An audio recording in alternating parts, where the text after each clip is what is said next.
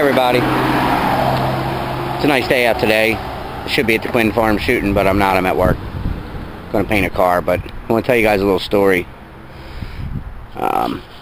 Everybody knows my car. Well, not everybody, but as you can see, it's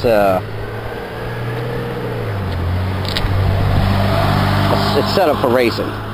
SCCA Solo 1 Autocross. It's a very safe vehicle. Have all the safety apparatuses, roll cage, rear stress bar, 4-point harnesses with Recaro racing seats. Got my B&M shifter, a short throw shifter, small Momo wheel. Gotta have the key. Well, I had an experience in this car the other night that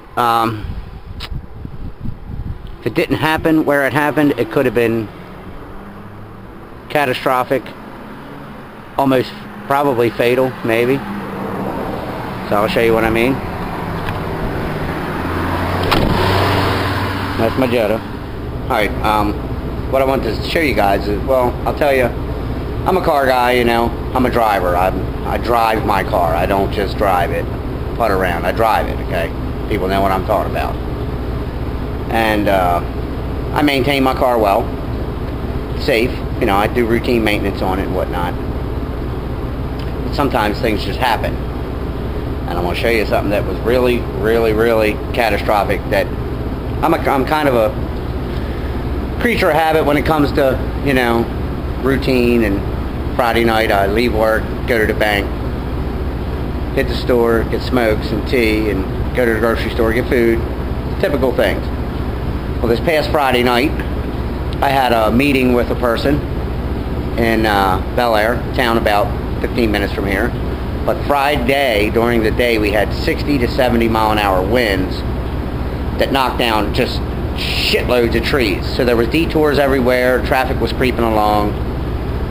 And I got detoured up a little road by my friend's house, and I had to turn around and go back down the road. Well, when I turned around, my steering wheel went from being centered to cocked about 11 o'clock.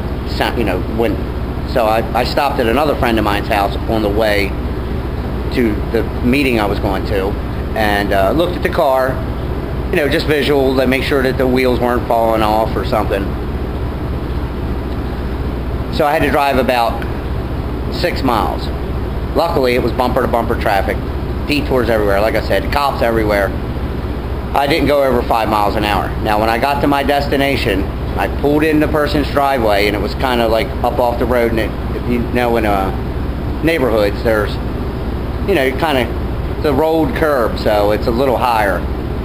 And I pulled up in his driveway, and I just heard bang, and my motor stopped, and I stopped. It just dead in my car. This is what happened. This is my passenger side lower control arm that was actually on my car. You tell me what happened. I've been working on Volkswagens pretty much all my life, and I've never seen a control arm break like that. Broke. This is where my rear bushing goes. I have polyurethane bushings in the whole car. It's where your ball joint goes. This is where your sway bar lollipop goes. Now this is hard, stamped steel, welded together. And if this would have broke at 40, 50, 60, 70 mile an hour, it could have been catastrophic and fatal. It was bad enough it jammed my rim and tire up into the fender well. I don't have no inner skirts, so it didn't worry about that.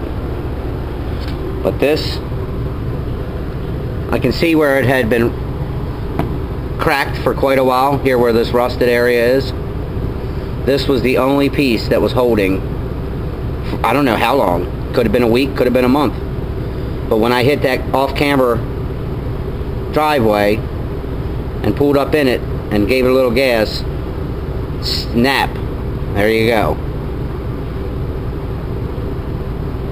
So I'm just telling you guys, I don't know whether it was my guardian angel looking out for me, you know,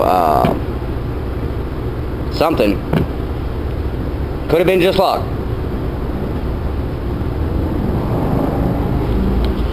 But don't take your vehicle's safety for granted for any more. Woo! I go over my car. I'm going to start going over my car even more thorough than I did before. So there you go. Crises avoided. Was it divine intervention?